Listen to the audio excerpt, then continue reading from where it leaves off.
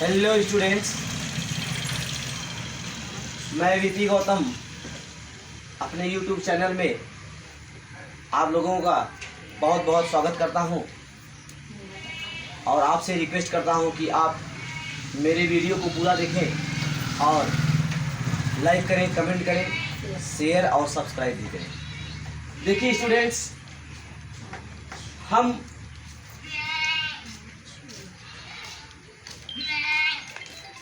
पदार्थ के विषय में अध्ययन कर रहे हैं। किसी विषय में? पदार्थ के विषय में। ठीक है। इसके पूर्व के वीडियो में हमने पदार्थ के अवस्थाओं के विषय में, ठीक है, पदार्थ के विषय में अध्ययन किया। पदार्थ क्या है, ठीक है, पदार्थ होता क्या है, इसके विषय में हमने अध्ययन किया। ठीक। और पदार्थ की अवस्थाएं, स्टेट्स ऑफ मैटर, इसके विषय में हमने अध्ययन किया। अच्छी तरह से हमने अध्ययन किया। अब देखिए स्टूडेंट, अब हम आज क्या अध्ययन करेंगे। देखिए आज हम तापमान परिवर्तन का पदार्थ पर क्या प्रभाव पड़ता है। किसी पदार्थ का तापमान हम क्या करें, बढ़ा दें। किसी पदार्थ के तापमान को हम बढ़ा दें अथवा कम कर दें। ठीक है। तो हेलो, किसी पदार्थ के तापमान को हम क्या कर दें, बढ़ा दें अथवा कम कर दें। तो पदार्थ पर क्या प्रभाव पड़ता है। तापमान, ताप समझ सकते हैं, उष्मा समझ लीजिए, उष्मा। ठीक है। तो ताप, किसी पदार्थ के ताप को, ठीक, पदार्थ आप जानते हैं, ठोस, द्रव, गैस। ठीक है। पदार्थ की तीन अवस्थाएं होती हैं। तो पदार्थ किसी ठोस को या किसी द्रव को या किसी गैस को, उसके तापमान को हम क्या करें, हेलो, तापमान में वृद्धि कर दें अथवा तापमान में कमी कर दें, तो क्या प्रभाव पड़ता है। ठीक है। तो इसके विषय में हमें अध्ययन करना है। तो पहले हम क्या करेंगे, सर्वप्रथम तापमान परिवर्तन का ठोस पर क्या प्रभाव पड़ता है। तापमान परिवर्तन का ठोस के ऊपर क्या प्रभाव पड़ता है, इसके विषय में अध्ययन करेंगे। तो देखिए स्टूडेंट,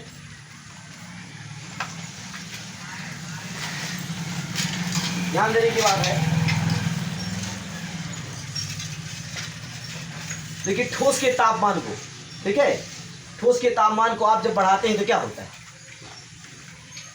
ठीक है। तो ठोस के तापमान को बढ़ाते हैं, तो ठोस के तापमान को बढ़ाने पर क्या होता है, ठीक है, उसके अणुओं की गतिज ऊर्जा, ध्यान दीजिएगा, गतिज ऊर्जा बढ़ जाती है। ठीक है। ठीक है। जब ठोस को क्या करते हैं, ठोस है, जब ठोस को आप गर्म करते हैं, आप मैंने बताया कि इसके कण जो है क्या होते हैं, बहुत पास होते हैं, एकदम पास होते हैं। तो जब इनको गर्म करते हो तो गर्म हो करके, ठीक है, इनकी गतिज ऊर्जा क्या होती है, बढ़ जाती है। ठीक है। गर्म हो करके थोड़ा दूर होते हैं, गतिमान हो जाते हैं। समझ रहे, गतिमान हो जाते हैं। किसी ठोस को जब गर्म करते हैं तो गर्म होकर क्या होता है, गतिमान होता है। गतिमान जब होता है तो उसकी गति ऊर्जा, समझ रहे। तो आप अध्ययन किए होंगे इसके पहले कि किसी वस्तु में उसकी गति के कारण जो ऊर्जा होती है उसे आप गति ऊर्जा कहते हैं। क्या कहते हैं, गतिज ऊर्जा। मालूम कि नहीं, काइनेटिक एनर्जी, काइनेटिक एनर्जी कहते हैं। ठीक है। KINETIC, काइनेटिक एनर्जी, गतिज ऊर्जा कहते हैं। ठीक। कोई चीज़ अगर गतिमान है, कोई चीज़ गति कर रहा है तो उसकी गति के कारण उसमें जो ऊर्जा होती है उसमें क्या होती है, गतिज ऊर्जा होती है, काइनेटिक एनर्जी। ठीक। हम दौड़ रहे हैं, सुनो, हम दौड़ने लगे, दौड़ रहे हैं तो हम गति कर रहे हैं, तो गति करने के कारण तो हमारे अंदर कार्य करने की जो ऊर्जा आ जाती है उसे हम गतिज ऊर्जा कहते हैं। समझ रहे हैं। ठीक। क्या कहते हैं, बंदूक से निकली हुई गोली, बंदूक से निकली हुई गोली, तो गोली जब बंदूक में है तो बंदूक में है तो उसमें जब स्थिर है तो वहाँ क्या कहते हैं, स्थितिज ऊर्जा। क्या है, स्थितिज ऊर्जा। लेकिन वो गोली क्या, जब गोली क्या कहते हैं, दागा गया तो गोली क्या हो गया, उसमें से बंदूक में से निकला और क्या हुआ, गतिमान हो गया। क्या हो गया, गतिमान हो गया। और गतिमान होने के कारण उस गोली में गतिज ऊर्जा क्या आ जाती है, गतिज ऊर्जा। गति से, सुनो, गतिज मतलब गति से जन्म लेने वाली, गति से जन्म लेने वाली ऊर्जा। अब देखिए साइकिल चालक या बाइक चालक क्या कर रहे हैं, गतिमान है, वो गति कर रहे हैं, तो उनमें कौन सी ऊर्जा है? गतिज ऊर्जा, ये आप जानते हैं। तो इस तरह से जब इसको गर्म करते हैं, सुनो, किसी पदार्थ को गर्म करने पर उसके कणों की गतिज ऊर्जा, गतिमान हो जाते हैं वो कण। गर्म करते हैं तो इधर उधर कंपन करना शुरू कर देते हैं। ठोस के जो पार्टिकल होते हैं, कण होते हैं, गर्म होकर कंपन करना शुरू कर देते हैं। इस प्रकार गतिमान हो जाते हैं, और जब गतिमान हो जाते हैं तो उनकी गति ऊर्जा बढ़ जाती है। समझ रहे हैं? तो इस बात को आप समझ सकते हैं। तो गति ऊर्जा बढ़ जाती है, और गतिज ऊर्जा में वृद्धि होने के कारण, गति ऊर्जा में वृद्धि होने के कारण क्या होता है? जो कण होते हैं, पार्टिकल्स होते हैं, ठोस के पार्टिकल, मॉलिक्यूल्स, वो क्या होते हैं? गतिमान क्या हो जाते हैं? वो तेजी से कंपन करने लगते हैं। इनकी गति ऊर्जा बढ़ जाती है, तेजी से ऐसे ऐसे कंपन करना शुरू कर देते हैं। ठीक है, कंपन करना शुरू कर देते हैं। और उष्मा के द्वारा दी गई प्रदत्त ऊर्जा, मतलब ताप आप बढ़ाए, उस ठोस का आप ताप बढ़ाए, उष्मा दिए, तो उष्मा के द्वारा दी गई उसकी प्रदत्त ऊर्जा, दी गई प्रदत्त ऊर्जा जो है कणों के आकर्षण बल को पार कर लेती है। देखिए, कणों के बीच आपको पता है आकर्षण बल काम करता है। ठीक है, यहाँ पर ठीक।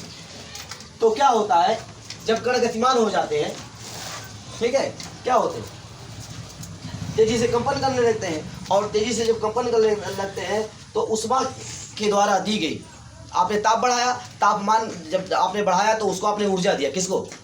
ठोस को, ठोस के कणों को तो ऊर्जा प्राप्त होती है। तो उष्मा के द्वारा प्रदत्त की गई ऊर्जा कणों के बीच जो आकर्षण बल काम करता है उसको पार कर जाती है।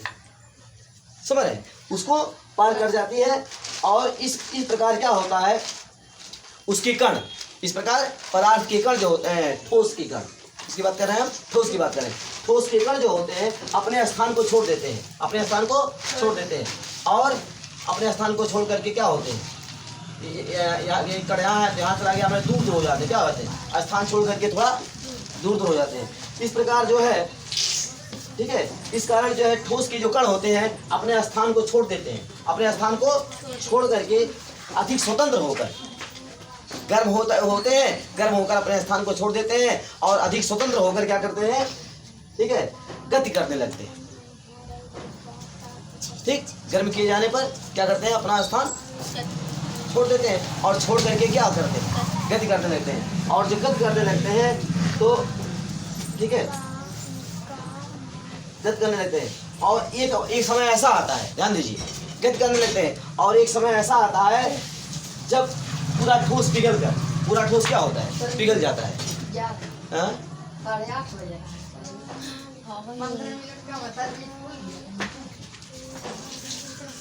तो एक समय ऐसा आता है कि पूरा ठोस क्या होता है, ध्यान दीजिएगा, एक समय ऐसा आता है कि पूरा ठोस पिघल कर क्या होता है? पूरा ठोस पिघल करके क्या बन जाता है? द्रव में चेंज होता है। किसमें? द्रव बन जाता है। इस बात को दिमाग में रखना है।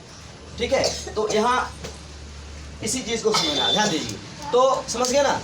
जो ठोस क्या होता है? एक निश्चित तापमान पर, कितने तापमान पर जान दीजिए तो ठोस होता है। देखिए, आपको समझाना क्या है? देखिए, ठोस जो होता है एक निश्चित तापमान, कौन सा तापमान? 273.15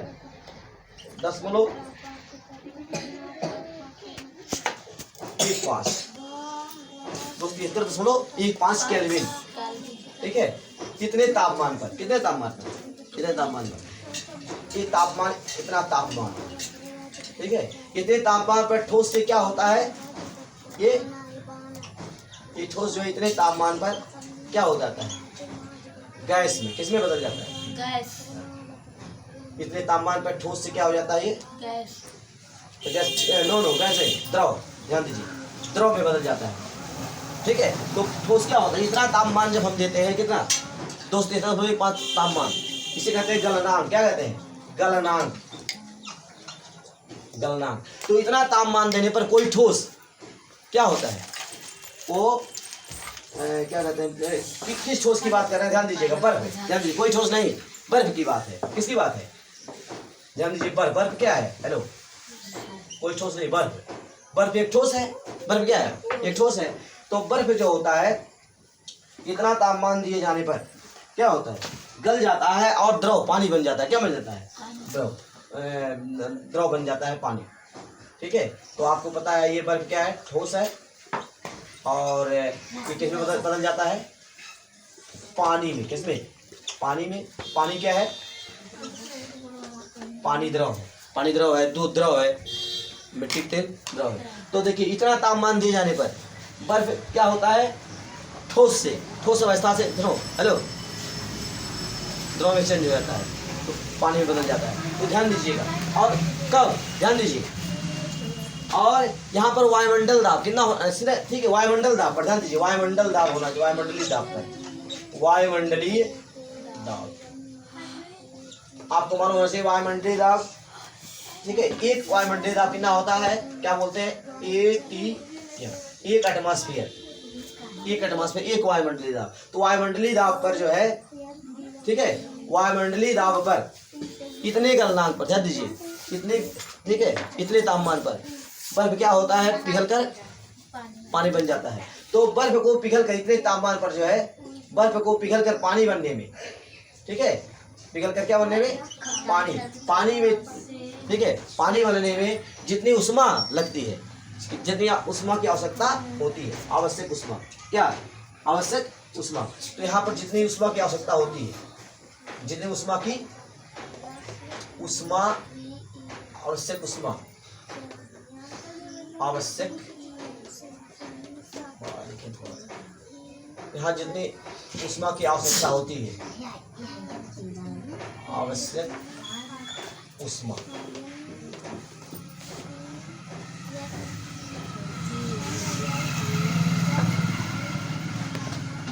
आवश्यक उष्मीय ऊर्जा, आवश्यक उष्मीय, ठीक है। तो इतने तापमान पर बर्फ को क्या बनने में? ठोस से द्रव बन जाने में जितनी उष्मीय ऊर्जा की जरूरत पड़ती है। और ध्यान दीजिए, यहाँ वायुमंडल दाब पर ऐसा होता है। वायुमंडल दाब पर इतने तापमान पर, ठीक है, बर्फ का गलना गिरना होता है। जब बर्फ द्रव में बदल जाता है तो जितनी उष्मा की आवश्यकता होती है, उष्मा की इस मात्रा को, उष्मा की इस मात्रा को हम क्या कहते हैं? उष्मा की इस मात्रा को हम कहते हैं, ठीक है, क्या कहते हैं?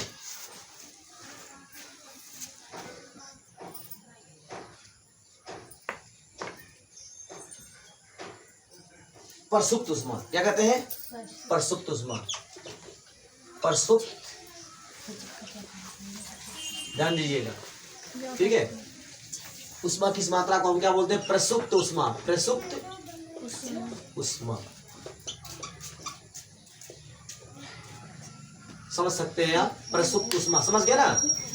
ठीक। तो गलनांक कितना होता है बर्फ का? तो इतने तापमान पर बर्फ जो है क्या होता है? जब ठोस से द्रव में बदलता है, तो बर्फ को ठोस से द्रव में बदलने के लिए जितनी उष्मीय ऊर्जा की जरूरत पड़ती है, ठीक है, तो उष्मीय ऊर्जा की इस मात्रा को प्रसुप्त उष्मा कहते हैं। इस बात को आप समझ लीजिए और ध्यान दीजिएगा। और जब क्या होता है? ठोस द्रव में बदल जाता है, तो ठीक है, तो गलने की प्रक्रिया, देखिए बर्फ गल कर क्या हो जाता है? हेलो, यहाँ बर्फ इतने तापमान पे गल गया, इतना तापमान देंगे तब गलेगा, इस कम पे नहीं गलेगा। तो गल जब जाएगा तो गल जाने की प्रक्रिया सांगरण क्या कहलाता है? हेलो, जब बर्फ, ध्यान दीजिए, क्या होता है? गल करके पानी बन गया। तो किसी ठोस के गल करके द्रव बनने की प्रक्रिया, किसी ठोस अगर गल रहा है, ठीक है, तो ध्यान दीजिए, गल कर द्रव बनने की प्रक्रिया को सांगरण क्या कहते हैं? सांगलन, ध्यान दीजिएगा, सांगलन कहते हैं। अच्छा, आप समझ गए प्रसुप्त उष्मा, इसके विषय में भी आप लिख सकते हैं। अच्छा, संकलन क्या है? संकलन में क्या लिखेंगे? गलने की प्रक्रिया, ठीक है, गलने, किसी ठोस के गलने की प्रक्रिया, ध्यान दीजिएगा। किसी, कोई ठोस अगर गल जा रहा है, किसी ठोस के गलने की प्रक्रिया। अब ध्यान दीजिए, बर्फ ऐसा है कि जो गल जाता है, ठीक है, बर्फ ऐसा ठोस है, हो सकता है और भी कोई ठोस हो, ठीक है। तो किसी ठोस के गलने की प्रक्रिया क्या कहलाती है? संगलन। क्या कहलाती है? संगलन, संगलन कहलाती है। ठीक, इसको आप समझ सकते हैं, गलने की प्रक्रिया, संगलन। ठीक, और जितने तापमान पर, ठीक है, कोई ठोस गल जाए, ठीक है, उस तापमान को उसका गलनांक कहते हैं। बर्फ कितने तापमान पे गलता है? जब इतना तापमान पाएगा बर्फ, तब वो गल कर पानी में बदल जाएगा।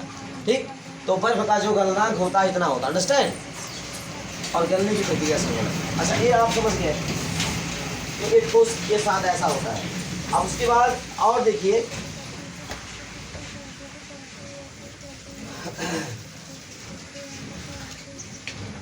और देखिए, जब किसी, ध्यान दीजिए, ये रही बात किसकी? ठोस की बात रही, ध्यान दीजिए, ठोस की बात रही। और जब किसी द्रव को क्या करते हैं आप, जब किसी द्रव को आप गर्म करते हैं, क्या करते हैं? किसी द्रव को आप जब गर्म करते हैं,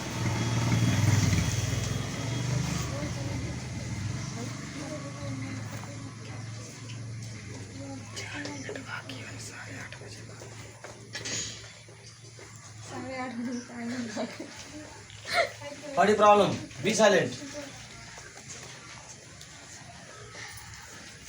जब किसी द्रव को आप, ध्यान दीजिएगा, किसी द्रव को आप जब गर्म करते हैं, तो धीरे धीरे आपको पता है क्या होने लगता है? हेलो हेलो, जब द्रव गर्म करते हैं, धीरे धीरे वाष्प क्या बनने लगता है? वो वाष्प, भाप बनने लगता है। क्या बनने लगता है? भाप। ठीक है,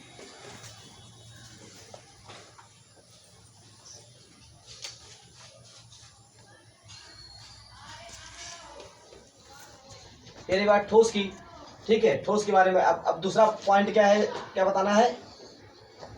द्रव पर प्रभाव, द्रव पर प्रभाव। तो आपको पता है, जब किसी द्रव को हम गर्म करते हैं, तो गर्म क्या होता है उसकी, जब, ध्यान दीजिएगा, ठीक उसी तरह से जैसे अभी समझाया आपको, तो द्रव को गर्म करने पे उसके कण क्या होते हैं? गर्म होते हैं। गर्म होकर क्या होते हैं? उनकी गतिज ऊर्जा बढ़ जाती है।